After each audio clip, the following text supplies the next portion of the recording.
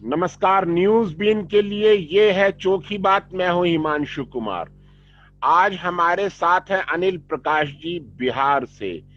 आप एक सामाजिक कार्यकर्ता हैं, चिंतक हैं। आपने 1974 में जयप्रकाश नारायण के आह्वान पर अपना कॉलेज की पढ़ाई छोड़कर सामाजिक आंदोलन में जुड़े और तब से आज तक आप सामाजिक कामों में सक्रिय हैं। अनिल प्रकाश जी, आपका स्वागत है। नमस्ते जी।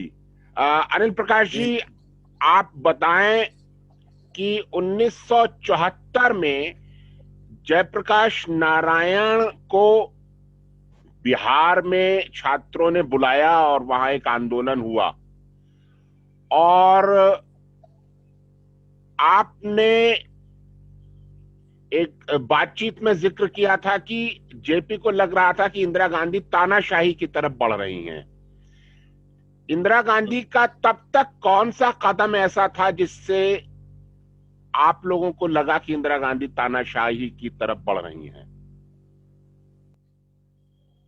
देखिए, असल में थोड़ा बैकग्राउंड में जाता है, उसके भी पीछे बांग्लादेश की जो मुक्ति का अभियान था, जिसमें भारत सरकार ने भी योगदान किया था महत्वपूर्ण, लेकिन जेपी की बड़ी जबरदस्त थी।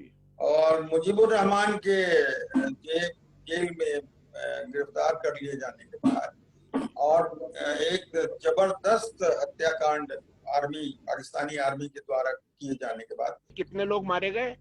लगभग 30 लाख लोग मारे गए थे वहां के पाकिस्तानी आर्मी। हजारों महिलाओं के साथ बलात्कार हुआ था। तो ऐसे हालात में जयप्रकाश नारायण अपने को रोक नहीं सके और वहां की मुक्ति वाहिनी को जितनी मदद कर सकते थे, और वहां के पूरे दुनिया में घूम करके जयप्रकाश नारायण ने एक पब्लिक ओपिनियन बनाया बांग्लादेश के बंगाल के लोगों के अस्मिता को लेकर के।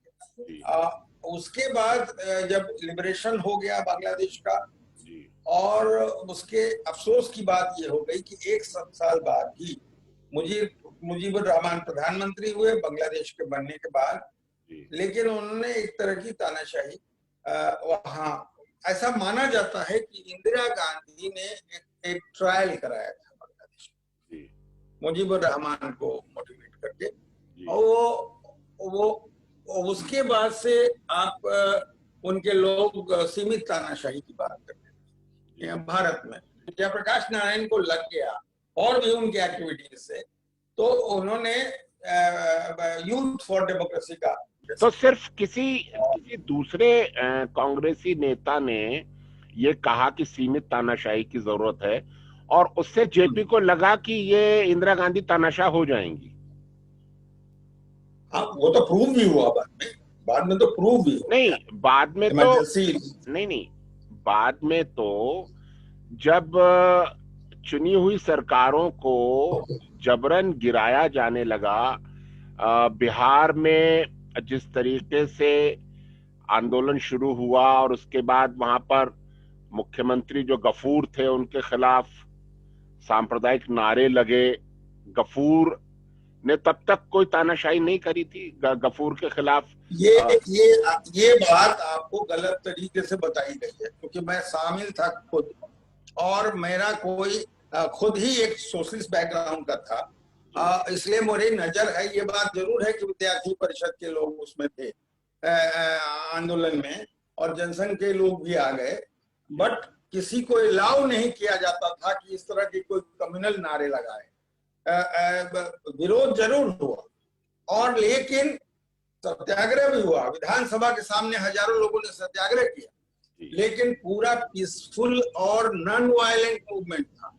दूसरी बात, इस पर काफी डिबेट है उस समय के बड़े बड़े कि पीसफुल तरीके से मूवमेंट चलाना ये कोई मतलब ऐसा काम नहीं है।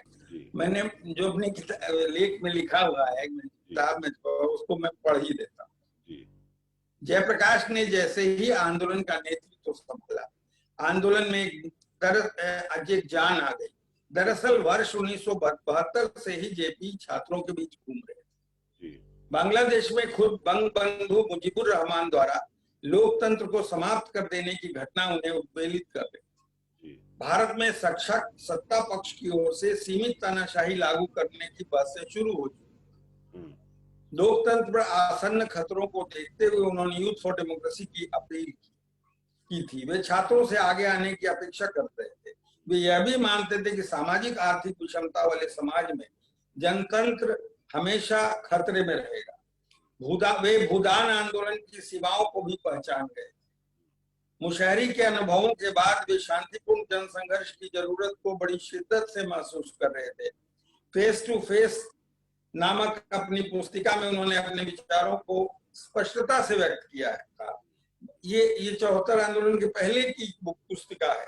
बिहार में भूमि सुधार कानूनों को लागू करवाने और भूमिपतियों द्वारा अवैध रूप से रखी गई जमीन को मुक्त कराकर उसे भूमिहीन किसानों के बीच वितरण करने की उनकी तमाम कोशिशें बेकार हो चुकी। ये बैकग्राउंड था, और जिसमें जो है जिसका मैंने अभी भी वो याद नहीं आ रहा है मुझे नाम उस कांग्रेस के लीडर्स का, तो प्रोमिनेंट थे व्यक्ति, इंदिरा गांधी के खास थे, और उसका तो इसलिए और तो इन्हीं परिस्थितियों में ये बिहार में भी जेपी छात्रों के बीच घूम रहे। छात्रों का आंदोलन, छात्र नेता सम्मेलन हुआ और उसके बाद हुआ। तो जब अनस्पॉन्टेनियस हुआ तो 18 मार्च को फायरिंग होती है, पटना में प्रदर्शन होता है, फायरिंग होती है, लूटपाट होती है, कुछ असामाजिक तत्व घुस गए। बल्कि कांग्रेस का एक डिसिडेंट ग्रुप भी था, उसके ही लोगों ने आदमी भेजा और सर्चलाइट वगैरह का अखबार के दफ्तरों को जलाया, प्रेस को जलाया। तो ऐसी परिस्थिति में ये लोग भागे हुए, इनके हाथ से निकल गया था, छात्र नेताओं के हाथ से। तो जयप्रकाश के पास जी के पास रात में पहुंचे तो उन्होंने 3 प्री कंडीशंस रखे। पहला, आंदोलन शांतिपूर्ण रहेगा। दूसरा, अपने दलों के मेंबरशिप छोड़ दीजिए आप, छात्र नेता लोग। और तीसरा कि अंतिम विनय मैं करूंगा, ये स्वीकार है तो चलिए। और उसके बाद से ये शुरू हो गया। लेकिन जेपी चाहते थे और उन्होंने कोशिश की कि सामाजिक परिवर्तन का मामला इसमें जुड़ जाए। लैंड का मामला आपको बता देना चाहते हैं कि तमिलनाडु के एक सर्वोदय के नेता थे जगन्नाथ, वो 74 में आए, बोध गया चले गए जेपी के सलाह करके, और बोध गया मठ की जमीन को लेकर सत्याग्रह शुरू किया। वहां जयप्रकाश नारायण भी गए थे, लेकिन इसी बीच इमरजेंसी लग गई और तमाम लोग गिरफ्तार कर लिए गए, तमाम लोग। तो बाद में जगन्नाथन जी ने हमसे कहा, और छात्र युवा संघ, हम कन्वीनर थे उसमें, बिहार छात्र युवा संघ के, तो उन्होंने कहा कि 77 में, तो उन्होंने कहा कि बोध गया में स्ट्रगल शुरू कर, और उसके बाद जेपी के कंसल्टेशन से वो आंदोलन शुरू हुआ। तो जेपी ने फिर उसको, क्योंकि वो जान रहे थे, सीमाओं को पहचान गए थे कि जनता पार्टी की सरकार जो बनी है उसकी क्या लिमिटेशन है, इसको समझ गए। लेकिन समाज में वो शक्तियां उभर गई थी, जो परिवर्तन की शक्तियां होती हैं। उत्पीड़ित समाज खड़ा हो गया था। ये मैं कंट्रीब्यूशन मानता हूँ उस मूवमेंट का। और नहीं तो कर्पूरी ठाकुर जैसे व्यक्ति कैसे बन पाते मुख्यमंत्री उस समय। लोहिया का गैर कांग्रेसवाद और जयप्रकाश नारायण के संपूर्ण क्रांति आंदोलन ने राष्ट्रीय स्वयंसेवक संघ और भारतीय जनता पार्टी का पूर्व संस्करण जनसंघ, जो कि भारतीय जनता के द्वारा कभी भी, जिसको कोई महत्व नहीं दिया गया, जो 1-2 सीटें ही जीत पाते थे, उनको जयप्रकाश नारायण और लोहिया के आंदोलनों ने मेन स्ट्रीमिंग कर दिया और उनको सत्ता के नजदीक ले आए। पहली बार जयप्रकाश नारायण, संपूर्ण क्रांति आंदोलन के बाद जो जनता पार्टी बनी उसमें जनसंघ को शामिल किया गया, और उसके बाद ये बढ़ते चले गए, और आज हालत यह है कि ये भारत की सत्ता पर संपूर्ण रूप से काबिज हैं। तो क्या इन दोनों के ये प्रयोग फासीवाद को भारत की सत्ता पर कब्जा कराने में जिम्मेदार नहीं माने जाने चाहिए? देखिए, वो 74 में जब 75 में जब इमरजेंसी लग गई, हम लोग भी जेल में गए, जयप्रकाश नारायण भी जेल में थे, तो बीमार हो गए, किडनी खराब हो गई। जसलोक से वापस जब आए, इंदिरा गांधी ने मजबूरी में उनको रिलीज किया कि जेल में मर जाएंगे तो बड़ा बवाल होगा, तो पटना आ गए। हम लोग भी आ गए थे इमरजेंसी में ही, हाई कोर्ट से बेल मिल गया था। तो कुछ केसेस में मिल जा रहे थे, जो एविडेंस ठीक से नहीं रख पा रहे थे पुलिस वाले, जल्दी जल्दी में जो करते थे, तो वो उस एविडेंस के अभाव में कुछ बेल हो गए थे छिटफुट लोगों के, हम लोगों के भी हो गए। तो हम लोग फिर अंडरग्राउंड होके फिर सक्रिय हो गए। तो उस समय जेपी जब आए तो उन्होंने हम लोगों से भी बातचीत की, तो उन्होंने बुकलेट डिक्टेट कराया था 40 पेज का, बिहार वासियों के नाम पत्र, जो इमरजेंसी में ही बनारस से छपा था गुप्त रूप से। तो उसमें एक जगह लिखवाया था कि जब ये सवाल किया गया कि आरएसएस को, जो आप सवाल कर रहे हैं कि उससे खतरा ये हो सकता है, तो उन्होंने कहा कि इस आंदोलन में शामिल करके हमने, एक्चुअली इन्होंने शामिल नहीं किया, वो विद्यार्थी परिषद के रूप में शामिल थे, और उन्होंने एक तरह से छल किया कि उन्होंने इस्तीफा नहीं दिया। सुशील मोदी वगैरह ने, वो और जो स्टीयरिंग कमेटी के लोग थे जो विद्यार्थी परिषद के थे, ये एक तरह से वो वादा खिलाफी थी। लेकिन आ गए, अब आंदोलन का ज्वार था, फिर जनसंघ भी शामिल हो गया। तो इस पर उन्होंने, आरएसएस के लोग भी मिले थे कि, और जेपी ने आरएसएस के लोगों, प्रमुख लोगों को जो मिलने आए थे, उनको कहा था 74 आंदोलन के जमाने में कि भाई आप एक तो दलितों को और मुसलमानों को, वो क्लेरिफाई कर रहे थे, हम कम्युनल चीजें नहीं फैला रहे हैं, वो सफाई दे रहे थे। तो उन्होंने कहा कि अगर ऐसा है तो आप भगवा ध्वज को हटा करके आप तिरंगा झंडा अपना बना दीजिए, और दूसरा जो आप गान है आपका, उसको जो आप राष्ट्रगान जो भारत का है उसको अपना लीजिए, जनगण मन को। उन्होंने मना नहीं किया, कहा कि हाँ हाँ जरूर कर लेंगे। और फिर जेपी ने कहा उनको कि आप जो आपकी सेंट्रल बॉडी है, निर्णायक जो आपकी बॉडी है, उसमें अच्छी संख्या में मुस्लिम्स को, दलित को, ओबीसी को आप शामिल करिए। ये जेपी ने कहा, उन्होंने स्वीकार किया। तो इसी आधार पर इमरजेंसी में उन्होंने लिख दिया कि बुकलेट में लिखवा दिया डिक्टेट करा के कि हमने आरएसएस इन लोगों को शामिल करके उनको डीकम्युनलाइज किया है, क्योंकि उनको भरोसा हो गया था कि जो गलत भरोसा साबित हुआ, प्रूव हो गया कि वो भरोसा गलत था। और उस पुस्तिका का हाल क्या था कि बनारस में जो छपा, कृष्ण कुमार भाई ने छपवाया था, उन्होंने मेरे को बताया कि 2000 प्रतियां खरीद के ले गए आरएसएस वाले, और बाद में पता चला कि उन्होंने डिस्ट्रॉय कर दिया, पैसा लेके गए थे। फिर कहा कि 10,000 और कॉपी चाहिए और उसका पैसा पहले एडवांस ले लीजिए, लेकिन खैर दिया नहीं उनको। हम लोगों ने उसको जगह जगह ये किया, तो वो एक्चुअली मानते नहीं थे। गुजरात राइट्स जब हुए, और हम भी गए थे, कुलदीप नैयर, हम, जफर सफुल्ला वगैरह, सबसे पहले जाने वालों में हम लोग भी थे। तो हम लोग जब वहां का हाल देख के आए तो हम दिल्ली आए, और दिल्ली में अरुण त्रिपाठी, हिंदुस्तान के डेवलपमेंट, कौन से सन की बात बता रहे हैं आप? ये गुजरात राइट्स, अरे 2002 वाले? हाँ, जो नरेंद्र मोदी थे मुख्यमंत्री, 2002 जी। जो वहां से लौटने के बाद हमको लगा कि हमारे लीडर से एक हिमालयन ब्लंडर हो गया 74-75 में। और हमने अरुण त्रिपाठी को बताया था, जो हिंदुस्तान में अपने एक लेख में हमको कोट करके हुए लिखा कि हमारे लीडर से एक बहुत बड़ा ब्लंडर हो गया। बड़े लोगों से भी गलती हो जाती है, और आकलन में भी गलती हो जाती है, विचारकों से भी गलती हो जाती है, तो वो ब्लंडर हुआ। भक्त जो है, अंधभक्त, समाजवादियों में भी, दूसरे लोगों में भी, सर्वोदयों में भी अंधभक्तों की कमी नहीं है। जयप्रकाश नारायण अंधभक्त नहीं थे, उन्होंने सिखाया कि अपने लीडर से भी जो गलती हो तो उसको डिफाई करो, बहस करो, अमान्य करो। तो हम ऐसे लोगों के में नहीं है जो सिर्फ हम, जिनकी प्रेरणा से हम लोगों ने सारा जीवन लगाया है, उनसे अगर कोई भूल हुई है तो उस भूल से अनजाने में हुई है, जानबूझ के की हुई नहीं है, लेकिन नुकसान तो हुआ है बहुत बड़ा। और ये हम मानते हैं कि एक लेगेसी लोहिया का, जो अगर उस समय मूवमेंट, उस समय एक गड़बड़ और भी थी, काफी कोशिश कर रहे थे कि जेपी के लेफ्ट के लोग आ जाएं। तो मार्क्सिस्ट कोऑर्डिनेशन कमेटी के एके राय तो आ गए थे, छोटी पार्टी थी उनकी, बहुत ईमानदार और जुझारू लोग थे।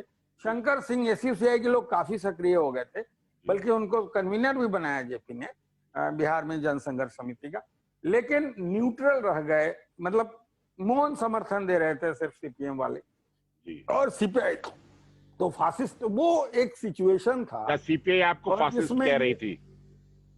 हाँ, हम लोगों को कर रही थी। और जेपी का स्टेटमेंट आया कि अगर आरएसएस फासिस्ट है तो मैं भी फासिस्ट हूँ। हाँ हाँ, ये भी भूल है, ये ब्लंडर है, ये हमारे लीडर का ब्लंडर था। वो आकलन कर लेना चाहिए था उनको, नहीं कर पाए। लेकिन अब हमको समझ रहे हैं ना, उनके अनुयायी हो को भी जब देख रहे हैं सच्चाई हकीकत सामने है, उनको लीगेसी वो नहीं मिलती अगर वो लोगों को अलाउ नहीं किया जाता। लेकिन हो गया, अब हम आगे की बात ही कर सकते हैं।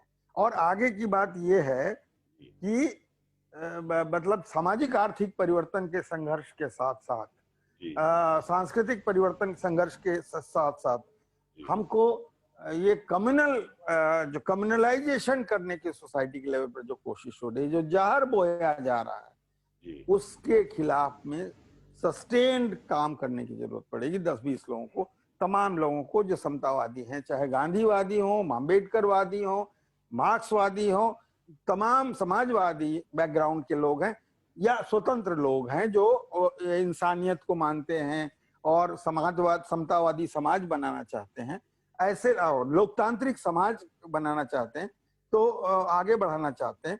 तो देखिए 77 में हम लोगों को छात्र इमरजेंसी खत्म हुई थी और उसके बाद सरकार बन गई थी, इनकी बनने वाली थी, मतलब चुनाव बिहार पार्लियामेंट का हो गया था, बिहार का चुनाव होना।